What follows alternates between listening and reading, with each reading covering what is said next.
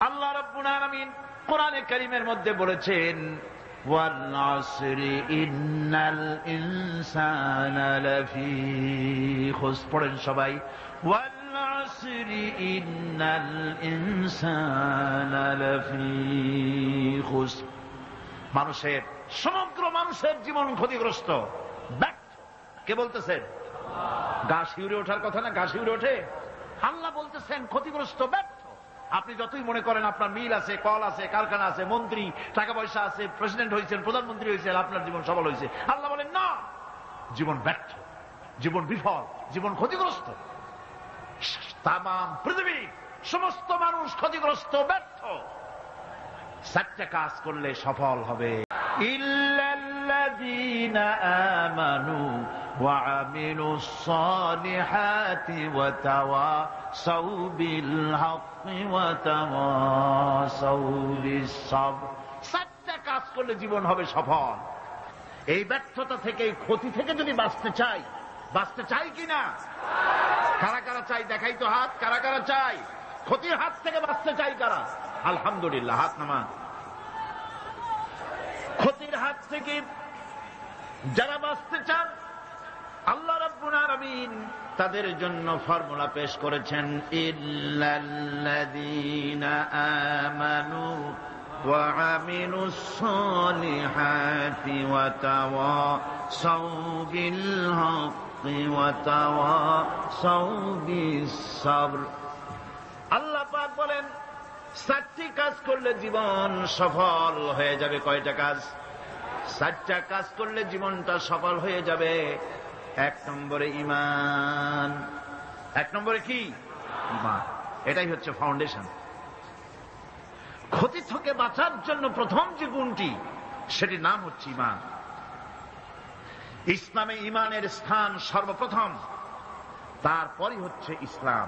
ঈমান আগে, তারপরে কি? ইসলাম। ইসলাম হচ্ছে বীজ, ঈমান হচ্ছে বীজ, আর ইসলাম হচ্ছে চারা, গাছ। এটা হচ্ছে ভিত্তি। এই ভিত্তিকে সর্বপ্রথম মজবুত করতে হবে। ঈমানের ভিত্তি, ঈমানের ভিত্তি দুনিয়ায় ঈমানের আহ্বান জানাবার জন্যই আল্লাহ রাব্বুল আলামিন সমস্ত নবী এবং রাসূলদেরকে পৃথিবীতে পাঠিয়েছেন ঈমানের আহ্বানের জন্য।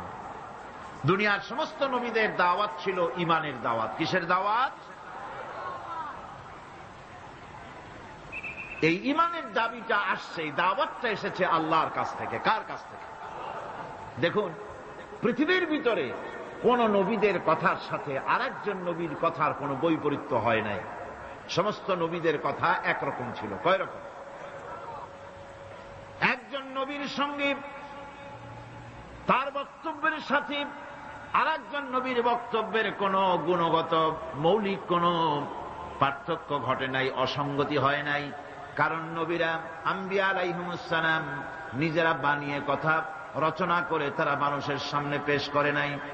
সমস্ত নবীদের কাছে যত দাওয়াত এসেছে, একটা অফিস থেকে এসেছে। সে অফিসটা হচ্ছে কার? আল্লাহ রাব্বুল আলামিনের। তাই দুনিয়ার সমস্ত পয়গম্বরদের দাওয়াত ছিল লা ইলাহা ইল্লাল্লাহ, লা ইলাহা ইল্লাল্লাহ, লা ইলাহা, লা ইলাহা ইল্লাল্লাহু মুহাম্মাদুর রাসূলুল্লাহ। এটাই ছিল সমস্ত নবীদের দাওয়াত। কোরআনে কারীম তার ধারক এবং বাহক সম্পর্কে বলে যে তিনি যে দাওয়াত দিয়েছেন, সে দাওয়াতটা হলো ঈমানের দাওয়াত। আমাদের নবী, তিনি এসে যে দাওয়াত দিয়েছেন, সে দাওয়াতটা কিসের? কোরআনে কারীম বলছি, ربنا إننا سمعنا مناديا ينادي للإيمان। হে আমাদের রব, নিশ্চয়ই আমরা এমন একজন আহ্বায়কের আহ্বান শুনেছি, যিনি আমাদেরকে ঈমানের দাওয়াত দিয়েছেন। এমন কোন পয়গম্বর নাই দুনিয়ায় যিনি ঈমানের দাওয়াত দেন নাই। সকলেই ইমানের দাওয়াত মানুষের সামনে, বিশ্ববাসীর সামনে পেশ করেছেন। কোরআনে হাকিম স্পষ্ট একটা সীমারেখা দুনিয়ার মানুষের সামনে পেশ করে পৃথিবীর মানুষগুলিকে দুটি শ্রেণীতে বিভক্ত করে দিয়েছে। একটি হচ্ছে ঈমান পোষণকারী, আর একটি হচ্ছে অবিশ্বাসী। একটা ঈমান পোষণকারী আর একটা অবিশ্বাসী। ঈমান পোষণকারীরা সত্যশ্রয়ী, তারা হচ্ছে জ্ঞান এবং নূরের সম্পদে সমৃদ্ধ। আর দ্বিতীয় দলটি হচ্ছে কাফের, জালিম, মূর্খ। তারা হেদায়েতের রাস্তা তাদের জন্য অবরুদ্ধ। কোরআনে কারীম এই দুইটি দল সম্পর্কে উল্লেখ করতেছেন, মাসালুল ফারিকাইনি কাল আ'মা ওয়াল আসাম্মি ওয়াল বাসীরি ওয়াস সামীম হাল ইয়াস্তাবিয়ানি মাসালান আফালা। কোরআন শরীফ বলছে দুইটি শ্রেণীতে আল্লাহ পাক ভাগ করে দিয়েছেন। একটা শ্রেণী হচ্ছে অন্ধ, বোবা, বধির। আরেকটি যারা শুনতে পায়, চোখে দেখতে পায়। এ দুটি কখনো এক নয়, সমান নয়। এ দুটির রাস্তা আলাদা। কাফেরের রাস্তা আর ইমানদারদের রাস্তা সম্পূর্ণ ভিন্ন। আল্লাহ রাব্বুল আলামিন ঈমান এবং কুফরের পার্থক্য বলে দেওয়ার জন্য গোটা মানব জাতির মধ্যে স্পষ্ট করে বলেছেন, লা ইকরাহা ফিদ-দীন ক্বাদ তাবায়্যানার রুশদু মিনাল গায়্। দ্বীনের ব্যাপারে জোর জবরদস্তি নেই। এখানে হেদায়েতের পথ এবং গোমরাহি, হেদায়েতকে গোমরাহির পথ থেকে সম্পূর্ণ আলাদা করে দেওয়া হয়েছে। লা ইকরাহা ফিদ-দীন, দ্বীনের ব্যাপারে কোনো জোর জবরদস্তি নেই। যারা ধর্মনিরপেক্ষবাদী তারা এই আয়াতটাকে নিজেদের মতবাদকে প্রতিষ্ঠার লক্ষ্যে অনেক সময় কাজে লাগায়। দুটি আয়াতকে তারা বেশি ব্যবহার করে। একটা হচ্ছে লাকুম দীনুকুম ওয়ালিয়া দীন, আর একটা হচ্ছে লা ইকরাহা ফিদ-দীন। এই দুইটি আয়াতকে ধর্মনিরপেক্ষবাদীরা ব্যবহার করে। এই দুটির কোনটি তাদের আদর্শকে বোঝাবার লক্ষ্যে ব্যবহারের কোনো সুযোগ নাই। লা ইকরাহা ফিদ-দীন, ধর্মের ব্যাপারে কোনো বাড়াবাড়ি নাই, জোর জবরদস্তি নাই। এ কথা বলা হয়েছে এই কারণে যে কোন বিধর্মীকে, অমুসলিমকে ভয় দেখিয়ে, লোভ দেখিয়ে অথবা কোন ক্রমে কোন প্রকার চাপ সৃষ্টি করে তাকে মুসলমান বানানো যাবে না। এমনকি সূরা তওবার মধ্যে এসেছে, যুদ্ধ চলাকালীন সময়, জিহাদ চলাকালীন সময় কোন অমুসলিম যদি ইসলাম জানার জন্য তোমাদের তাঁবুতে আসে, তাহলে তুমি তাকে ইসলাম বুঝাও। ইসলাম শোনার পরে যদি মেনে নেয় ভালো কথা, আর যদি না মানে তাকে তার তাঁবু পর্যন্ত ফিরে যেতে দাও। মাঝপথে তাকে আক্রমণ করা যাবে না। ধর্মের ব্যাপারে কোনো বাড়াবাড়ি নাই। লা ইকরাহা ফিদ-দীন, এর দ্বারা ধর্মনিরপেক্ষতার কোনো কথা বোঝানো হয়নি। আর লাকুম দীনুকুম ওয়ালিয়া দীন, এটা ছিল কাফেরদের সেই বক্তব্যের প্রেক্ষিতে যেখানে কাফেররা বলেছিল মুহাম্মদ সাল্লাল্লাহু আলাইহি ওয়াসাল্লাম, আসুন আমরা এক কাজ করি, সেটা হলো ধর্ম নিয়ে আমাদের মধ্যে যে বাকবিতণ্ডা হচ্ছে, আমরা ধর্মকে 50-50 ভাগ করে দিই। কিছুদিন আমরা গিয়া আপনার আল্লাহরে সেজদা দেই, আর কিছুদিন আপনারা আমাদের মূর্তিগুলিকে প্রণাম করুন। এই প্রস্তাব যখন রাখল, আল্লাহ রাব্বুল আলামিন সূরা কাফিরুন অবতীর্ণ করে দিলেন, কুল ইয়া আইয়ুহাল কাফিরুন লা আ'বুদু মা তা'বুদুন। হে কাফেরেরা, হে অবিশ্বাসীরা, নবী আপনি বলুন, হে অবিশ্বাসীরা, তোমরা যার ইবাদত করো আমরা তার ইবাদত করি না, আবার আমরা যার ইবাদত করি তোমরাও তার ইবাদত করো না। সুতরাং লাকুম দীনুকুম ওয়ালিয়া দীন, সুতরাং তোমাদের দিন তোমাদের জন্য, আমাদের দিন আমাদের জন্য। এখানে নিরপেক্ষতার কথা বলা হয়নি, এখানে পক্ষের কথা বলা হয়েছে। কিসের পক্ষ? ধর্মের পক্ষ। কিসের পক্ষ? হিন্দু, খ্রিস্টান, বৌদ্ধ, তোমরা তোমাদের ধর্মের পক্ষে থাকো। মুসলমান, তোমরা তোমাদের ধর্মের পক্ষে থাকো। ধর্মের ব্যাপারে নিরপেক্ষ হওয়ার কোন সুযোগ নাই। আছে নাকি সুযোগ? আমি পার্লামেন্টে বলেছি এই কথা, যে একটা ধর্মের উপরে বিশ্বাস করে নিজেকে একটা ধর্মের পক্ষের ব্যক্তি হিসাবে ঘোষণা করে কেউ বলছে, দাবি করছে আমি হিন্দু, কেউ বলছে আমি বৌদ্ধ, কেউ বলছে আমি খ্রিস্টান, কেউ বলছে আমি মুসলমান। নিজেকে একটা ধর্মের বিশ্বাসী ঘোষণা করার পর আমি ধর্মনিরপেক্ষ, এই কথাটা মিথ্যা, বানোয়াট, জালিয়াতি, প্রতারণা, মুনাফিক। কোন ধর্মের অনুসারী ব্যক্তি ধর্মনিরপেক্ষ হতে পারে না। কেবলমাত্র নাস্তিক, যারা আল্লাহরে মানে না, আল্লাহকে স্বীকার করে না, ওরা বলতে পারে আমরা ধর্মনিরপেক্ষ, ধর্মের ব্যাপারে আমরা নিরপেক্ষ, গুলো মানি না, বিশ্বাস করি না। কিন্তু যারা ধর্মে মানে, সেদের যে ধর্মেরই হোক না কেন, সে ব্যক্তি ধর্মনিরপেক্ষ যদি দাবি করে, এটা মিথ্যে কথা, এটা মুনাফিকি ছাড়া আর কিছু হতে পারে না। মুসলমানকে, যে কোনো জাতিকে যে ধর্মে আছে ধর্মের পক্ষে থাকায় কথাই বলা হয়েছে। এখন আমি বলতেছিলাম ইমানের কথা।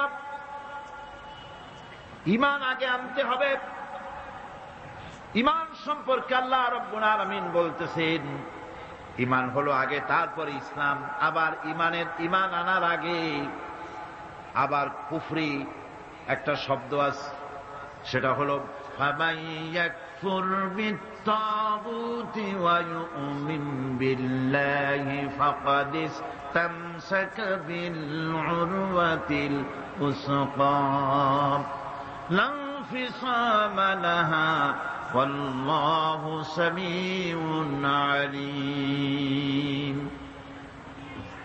ফামান ইয়াকফুর বিত্তাগুত, যে ব্যক্তি তাগুতকে অস্বীকার করেছে, সর্বপ্রথম তাগুতকে অস্বীকার করতে হবে। ওয়া ইউমিন বিল্লাহ, আর এরপরে আল্লাহর উপরে যে ঈমান আনলো, ফাকাদ ইসতামসাকা বিল উরওয়াতিল উসকা, সেমন এক শক্ত অবলম্বন ধারণ করলো যা তাকে কোনো কিছুই বিচ্ছিন্ন করবে না, ধ্বংস করে দেবে না। সুবহানাল্লাহ। এখন সত্যিকারের ঈমানদারের পরিচয়টা কি? কোরআনে কারীম সত্যিকারের ঈমানদারের পরিচয় এভাবে পেশ করতেছে, ইন্নামাল মুমিনুনা আল্লাযীনা আমানু বিল্লাহি ওয়া রাসূলিহি সুম্মা লাম ইয়ারতাবু وجاهدوا بأموالهم وأنفسهم في سبيل الله أولئك هم الصادقون। ঈমানের দাবিতে সত্যবাদী কারা? ইন্নামাল মুমিনুনা আল্লাযীনা আমানু বিল্লাহি ওয়া রাসূলিহি, সত্যিকারের মুমিন তো তারা যারা নাকি ঈমান এনেছে আল্লাহর উপর এবং রাসূলের উপরে। এই ঈমান আনার পর সুম্মা লাম ইয়ারতাবু, এরপরে কোন সন্দেহে সে নিপতিত হয় নাই, কোন সন্দেহ তার মনের মধ্যে জায়গা পায় নাই, আর সে আল্লাহর রাস্তায় জিহাদ করেছে মাল দিয়ে, জান দিয়ে। উলাইকা হুমুস সাদিকুন, এরাই হলো ঈমানের দাবিতে সত্যবাদী। সুম্মা লাম ইয়ারতাবু, অথবা এক বিন্দু সন্দেহ মনের মধ্যে জায়গা দেয় নাই। অর্থাৎ ঈমান আনছি কার উপরে? আল্লাহর উপরে। কার উপরে? আর তার রাসূলের উপরে। আল্লাহ এবং রাসূলের উপরে ঈমান আনার পর যারা আল্লাহ এবং রাসূলের বিধান জীবনের সকল ক্ষেত্রে মানতে পারে নাই, তারাই সন্দেহে নিপতিত হয়েছে। কথা বুঝতে পেরেছেন? তাদের সন্দেহ এই কোরআন মানুষের জীবন, তার সম্পদ, তার রাজনীতি, তার অর্থনীতি পরিচালনা করতে পারে না। সেই জন্য ধর্মের ব্যাপারে কোরআন মানি, ধর্মের ব্যাপারে নামাজ আর রোজা মানি, কিন্তু রাজনীতিতে ধর্ম মানি না। এটাই হলো সন্দেহ। এটাই কি? সন্দেহ, অবিশ্বাস। জীবনকে তারা দুইটা ভাগ করেছে, এক ভাগ রাজনীতির জন্য, আর এক ভাগ কিসের জন্য? ধর্মের জন্য। জীবনকে এভাবে দুইটা ভাগ করার কোন অধিকার দেওয়া হয় নাই।